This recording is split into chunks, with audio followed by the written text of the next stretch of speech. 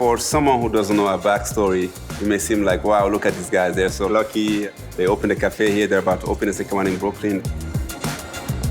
But believe me, most people would not trade their place with us.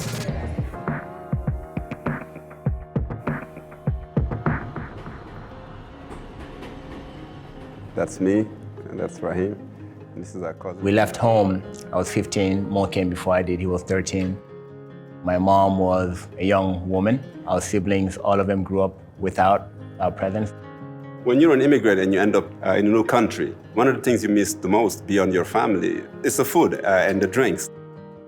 We decided that we would start a beverage company and go from there.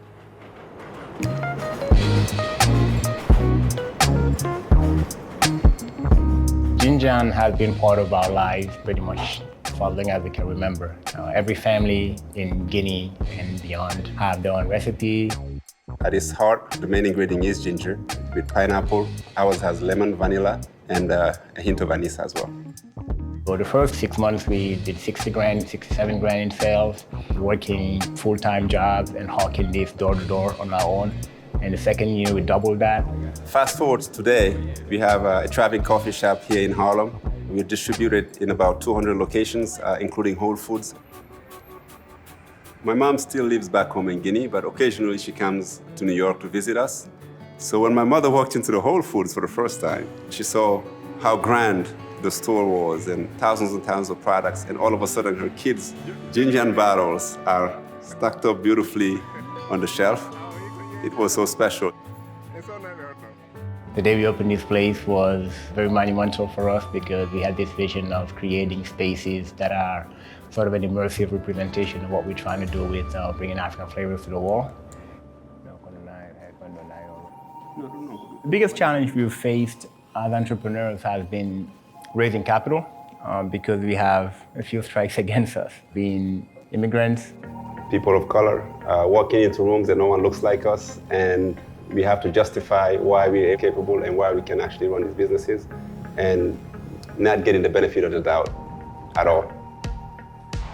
When I walk into a pitch meeting with braids, I can see it in people's faces. Oftentimes they have their minds made up about my abilities before I even get a chance to pitch them.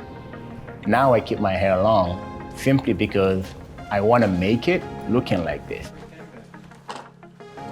What made fundraising tough is the goalpost kept moving essentially. We'd go to folks very early on, would pitch them the idea, and come to me when you have a product. We'll go away and come back in probably less time than they expect, and then they'll be like, come back to me when you have a distributor. We'll go to the distributor, come to me when you have a big retailer. It just kept moving and moving. We realized that we had to create our own playbook, just simply being able to be in the right rooms with the right people. That too was quite a challenge.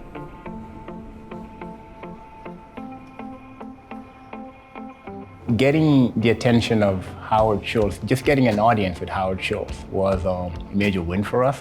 Him hearing our story and experiencing our brand a little bit and deciding to back us in the way that he did was probably the most exciting and most validating step in our journey so far. As you can see, we're almost ready.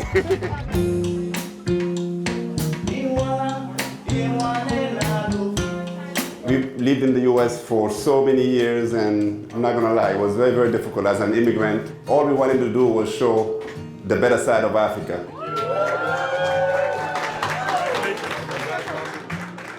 Essentially, failure is not an option, and we have to succeed not only for our sake, but for our communities, for our families, and that would allow us also be a portal for so many others, or just simply an inspiration.